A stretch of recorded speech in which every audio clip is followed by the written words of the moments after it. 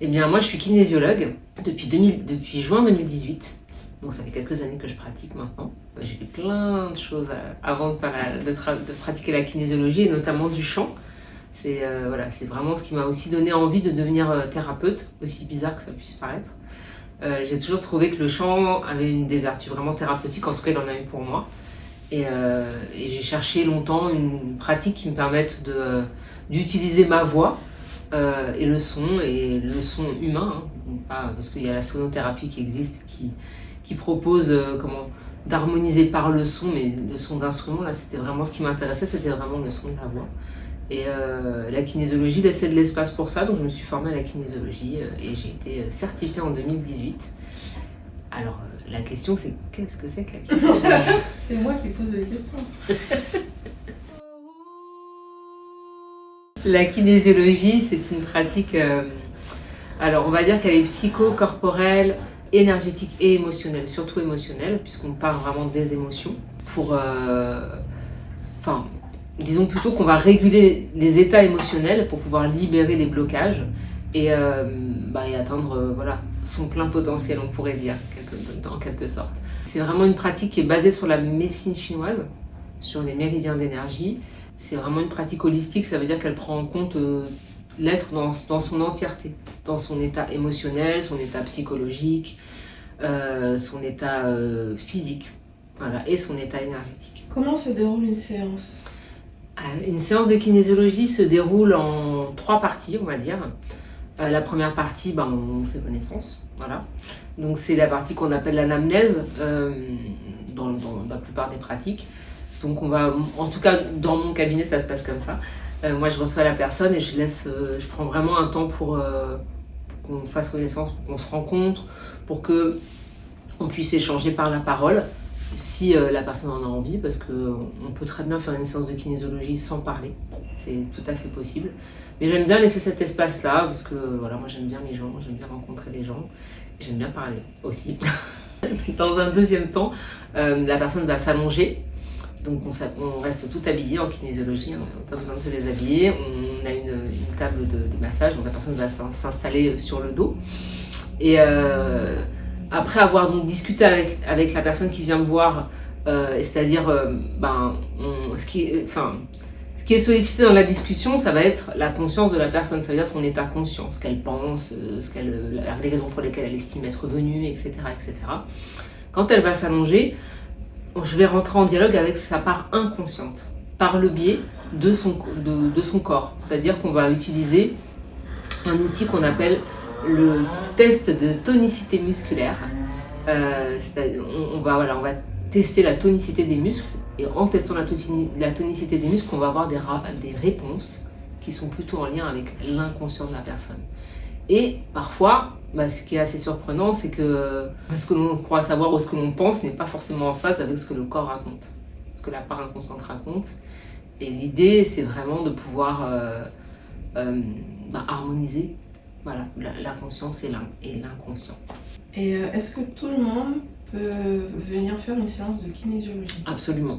Absolument. Moi, je reçois des bébés, je reçois des enfants, des petits-enfants, je reçois beaucoup de petits-enfants parce qu'il y a beaucoup de parents qui m'amènent des enfants pour des histoires de sommeil, des problématiques autour du sommeil.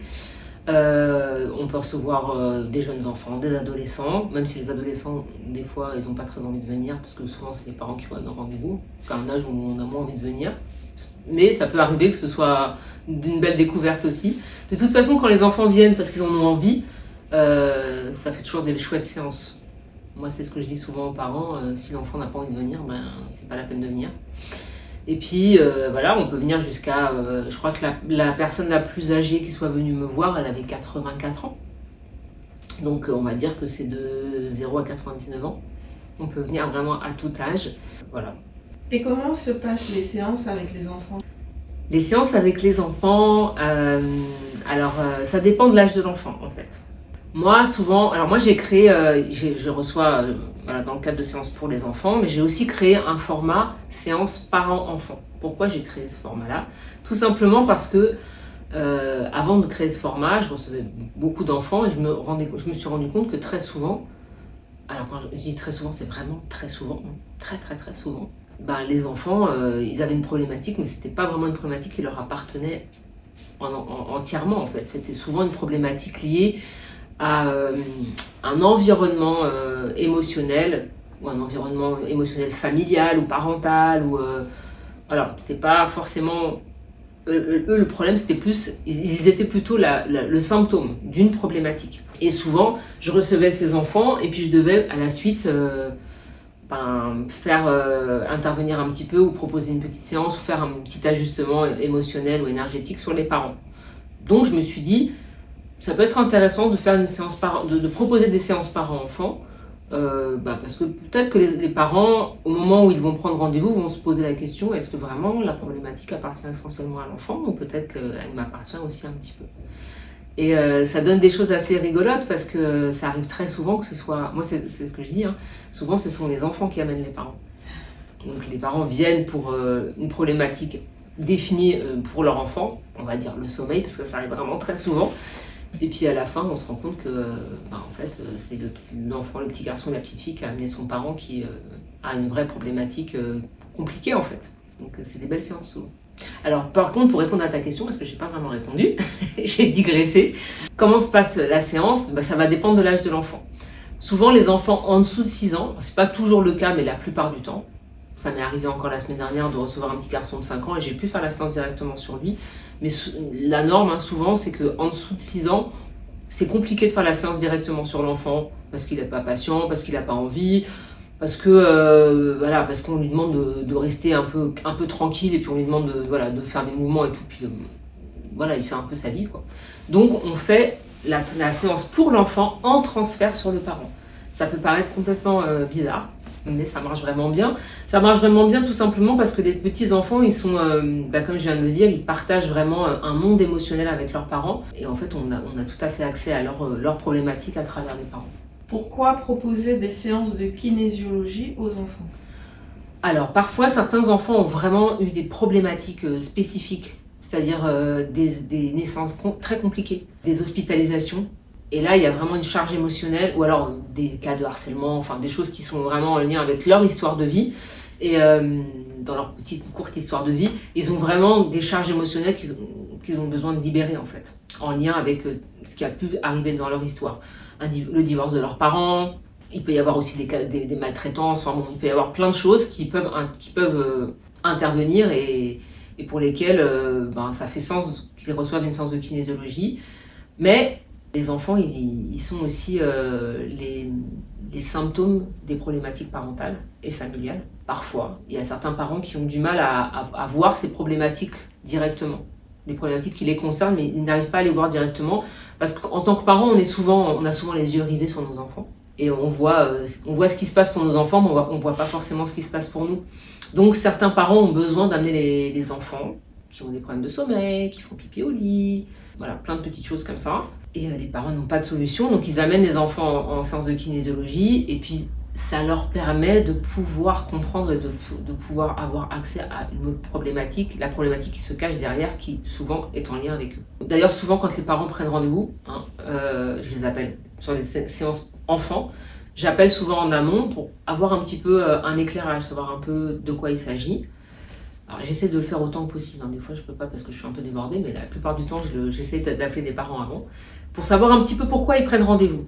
S'ils prennent rendez-vous parce que l'enfant a une naissance difficile, il a une problématique qui lui est propre, bon là ça fait sens. Mais parfois, avec la conversation en amont, j'entends bien que la problématique c'est pas l'enfant. Donc si je sens que le parent est assez ouvert, je vais proposer aux parents de plutôt faire une séance, que lui vienne faire une séance. Sachant qu'un parent qui fait une séance pour lui, ça va lui bénéficier, mais ça va aussi bénéficier à ses enfants parce que ça c'est la magie de l'énergétique. Quand il y a des lignes qui bougent pour nous, en tant que parents, ça bouge pour les enfants, surtout quand ils sont petits. Donc c'est plus bénéfique à tout point de vue que le parent vienne. Parfois, cependant, j'entends lors de la conversation téléphonique que le parent n'est pas prêt à venir lui-même parce que c'est encore trop compliqué pour la personne de voir que la problématique lui appartient. Dans ce cas-là, on fait la séance, le parent vient avec l'enfant et souvent ça se transforme en séance parent-enfant. Donc les séances parents-enfants, ce qui est intéressant, c'est qu'on aborde le système familial en fait. Et là, du coup, on est sur une approche systémique. Ça veut dire il y a un système qui va impacter une personne en particulier. L'enfant qui va avoir tout plein de symptômes, plein de problématiques qui en fait parlent d'un dysfonctionnement au niveau du système familial. Et ça, moi, je trouve ça passionnant, quoi. C'est vraiment une approche que j'ai développée au fil du temps, de facto, en fait, ça s'est fait comme ça. Il m'est même arrivé des fois de recevoir les deux parents avec l'enfant, donc là, c'est vraiment intéressant. Il m'est arrivé aussi qu'une personne vienne me voir, et puis finalement, par exemple pour son enfant, et puis finalement, la personne va faire une séance pour elle, et puis finalement, voir ça fait bouger des choses, donc elle va en parler à sa mère, ou à sa fille, ou à sa sœur, et en fin de compte, je me retrouve à avoir plusieurs membres de la famille comme ça qui viennent. Alors des fois, ça peut les mettre un petit peu mal à l'aise parce qu'ils disent oui, mais alors du coup, elle sait des choses sur ma sœur, mon frère, ma mère et tout ça, je peux pas vraiment parler librement. Alors évidemment, il y a le secret professionnel qui fait que de toute façon, rien ne transpire. Et puis moi, pour pouvoir avoir mon disque dur bien opérationnel, je peux pas conserver toutes les informations de chacun. En tout cas, c'est comme ça que moi je vis les séances, c'est vraiment un état d'être. Moi j'ai une présence très particulière aux gens quand ils sont en séance, qui me fait que j'ai des fulgurances quelque part, il se passe quelque chose au moment de la séance qui va rester dans ce moment-là, et puis une fois que les gens sont partis, tout ça, moi je l'oublie en fait. Donc ça me permet de pouvoir travailler avec des systèmes comme ça familiaux, et c'est extrêmement riche. C'est extrêmement riche pour moi déjà, ça, au niveau professionnel. Mais je constate que c'est aussi très riche pour les personnes qui viennent me voir. C'est vraiment intéressant. Voilà, on peut dire que j'ai vraiment une approche systémique de la kinésiologie. Et là, la question, c'est l'aspect transgénérationnel. Alors, en lien avec la dynamique systémique, j'ai aussi une approche qui est vraiment très liée aux héritages transgénérationnels. Des héritages familiaux. Voilà, donc moi j'appelle ça le transgénérationnel. Alors ça, c'est quelque chose que je trouve juste magique, vraiment, et qui m'intéresse énormément. De voir comment on est les dépositaires, chacun de nous, nous sommes les dépositaires d'un héritage familial, mais d'un héritage culturel aussi, d'un héritage social. Et en fin de compte, ces héritages, alors qui sont le plus souvent délétères, je ne dis pas que tous les héritages sont délétères, mais souvent, quand les personnes viennent en consultation avec une problématique, c'est parce qu'elles sont les dépositaires de quelque chose qui les bloque. Et c'est très très intéressant de pouvoir aller libérer des blocages dont on a hérité et pouvoir aussi réactiver des potentiels énergétiques dont on a hérité. Et donc moi j'ai une approche aussi assez, pas systématique, mais il m'arrive très souvent de travailler sur les systèmes transgénérationnels. Pourquoi et comment tu utilises le chant dans tes séances ? Pourquoi j'utilise le chant dans mes séances ? Parce que j'ai chanté avant d'être kinésiologue. Et le fait de chanter, moi, je pense que c'est pas exagéré de dire que ça m'a sauvé la vie. Ça m'a permis de me réapproprier mon corps. Ça m'a permis d'être dans une vibration de vie vraiment différente et ça m'a ouverte à moi-même en fait, quelque part. Donc ça m'a sauvé la vie. Par ailleurs, je me suis rendu compte je pouvais pas me faire autrement que de me rendre compte, puisque c'est les retours qu'on me faisait. On me faisait systématiquement des retours sur le fait que ma voix provoquait quelque chose de particulier chez les gens. Mon chant libère quelque chose chez l'autre. Donc j'ai eu pas mal de difficultés à l'accepter dans un premier temps, parce que c'était assez troublant pour moi. Et puis finalement, je me suis dit, mais en fait, si ça a été aussi libérateur pour toi, et que les retours qu'on te fait, c'est que c'est libérateur pour les autres, sans doute que tu peux l'intégrer dans une dynamique de soins, dans une dynamique thérapeutique. Et c'est la raison pour laquelle je suis devenue kinésiologue en fait. J'ai cherché une pratique qui me laisse de l'espace pour que je puisse introduire mon chant, mes chants, mon son, ma voix, comme un outil de libération émotionnelle. Et la kinésiologie laisse vraiment de l'espace pour ça. Donc ça c'est pourquoi. Alors comment je fais ? Ça peut prendre plusieurs formes. Je peux faire des sons pendant la séance pour comme brancher la personne sur un état émotionnel qu'on a besoin de libérer, par exemple. Je peux faire des sons ou chanter pour accompagner un moment de libération ou un moment difficile pour la personne ou un moment où elle a besoin de se reconnecter à de la douceur ou voilà, si je veux la branche, enfin, je dis je veux, mais en fait c'est pas je veux, c'est je dois, parce que dans une séance de kinésiologie, la volonté du thérapeute, elle n'a pas beaucoup de lieu d'être en fait. On se met vraiment au service de ce qui va être juste pour la personne. Donc voilà, pour créer un état émotionnel qui va être approprié. Parce que là, c'est souvent des chants, des chansons d'un répertoire que j'ai, enfin de mon répertoire. Mais ça peut être aussi des chants spontanés, c'est-à-dire que je vais juste me laisser aller à chanter ce qui vient. Et étonnamment, c'est toujours extrêmement juste pour la personne. Et ça me bluffe à chaque fois. Et je suis vraiment dans une forme de gratitude universelle à chaque fois que ça se produit. Et je peux aussi chanter un chant pour ancrer la séance, c'est-à-dire en fin de séance, pour que vraiment la personne prenne tout le bénéfice de la séance et le garde en mémoire en fait. En mémoire, j'ai envie de dire presque cellulaire, quelque part. Parce que le chant, c'est de la vibration. Et la vibration, ça vient parler aux cellules, et nos cellules, elles sont faites d'eau, donc ça vient vraiment informer quelque chose. Et ça, c'est un grand plaisir. C'est un grand plaisir pour moi. Et c'est aussi un grand plaisir, je le constate pour les personnes qui viennent, puisque c'est le retour qu'elles me font. Et voilà, et c'est un grand plaisir de pouvoir mêler ces deux talents. Ouais, on peut dire que c'est deux talents. C'est vraiment un grand plaisir pour moi. Après, ce qu'il faut que je dise, c'est que je ne chante pas systématiquement à toutes les séances. Je ne chante que quand c'est nécessaire. Pour quelle raison faire une séance de kinésiologie, Yacine ? La kinésiologie, alors on peut la faire pour une multitude de raisons. On peut venir faire une séance de kinésiologie pour une multitude de raisons. On peut venir parce qu'on a des douleurs physiques. Voilà. Alors, il y a des gens qui viennent me voir parce qu'ils ont des douleurs physiques et je suis la première personne qui viennent voir. Généralement, dans ce cas-là, je leur pose pas mal de questions et je les aiguille aussi vers d'autres pratiques. Parce que si on a une douleur physique, il faut déjà avoir fait une inquisition, j'ai envie de dire, vérifier que il n'y a pas de problématique physiologique en fait. Parce que nous, on n'est pas médecin. Donc on peut pas poser un diagnostic, c'est pas possible. Mais souvent, les gens qui viennent me voir, qui ont des douleurs réfractaires au traitement, c'est-à-dire qu'ils sont allés voir tout plein de spécialistes. Ils ont fait plein d'examens. Et à chaque fois, on leur dit, vous avez rien, il n'y a rien, mais qui sont quand même mal, ils continuent à avoir mal. Là, c'est que souvent, il y a une cause émotionnelle ou énergétique. Et du coup, c'est parfait pour la kinésiologie. Donc ça, c'est la première approche.